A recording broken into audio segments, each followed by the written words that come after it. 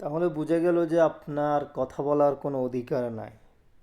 আপনি একদম চুপ থাকবেন, মুখে তালা মেরে থাকবেন। বাংলাদেশে কি ঘটতেছে আপনি জাস্ট দেখে থাকবেন, কিছু করতে পারবেন না। আপনার সেই অধিকার নাই। এর মানে তো এই দাঁড়ায়, সাধারণ শিক্ষার্থীদের উপরে হামলা করার অধিকার কে দিয়েছে তাদেরকে? কয়েকজন মারাও গেল। এই সন্ত্রাসী বাহিনী এটা এটা কাদের আসলে আমরা কি জানি না? আমরা তো শুধু জাস্ট আমরা মুখে কিছু একটা বললেই আমরা হয়ে যাই সন্ত্রাসী, আমরা হয়ে যাই জঙ্গি, আমরা হয়ে যাই রাজাকার।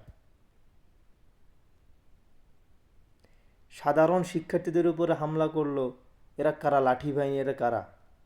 হাতে অস্ত্র, আমরা কি জানি না? এই হচ্ছে আমাদের বাংলাদেশ, স্বাধীন বাংলাদেশ, যেখানে নিজের প্রাপ্য অধিকার আদায়ের জন্য, নিজের প্রাপ্য অধিকার পাওয়ার জন্য আমরা আন্দোলন করতে পারি না, মেধাবী ছাত্ররা একত্রিত হতে পারি না, সেখানে গণহামলা শুরু হয়ে যায়। এটাই কি আমাদের স্বাধীন বাংলাদেশ? বিশ্বাস করেন ভাই, আমার ফুটেজটা দেখার পরে যখন ছাত্রদের উপরে হামলা করা হচ্ছে, এটা দেখে আমার একদম অবস্থা খারাপ। নিতে পারতেছি না। বাংলাদেশে কি হচ্ছে আসলে? বাংলাদেশ কোথায় যাচ্ছে আসলে?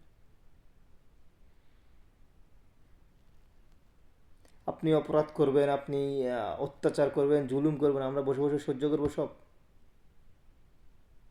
আর আমরা কিছু একটা বললে আমাদেরকে খেতাব দিয়ে দিবেন রাজাকার।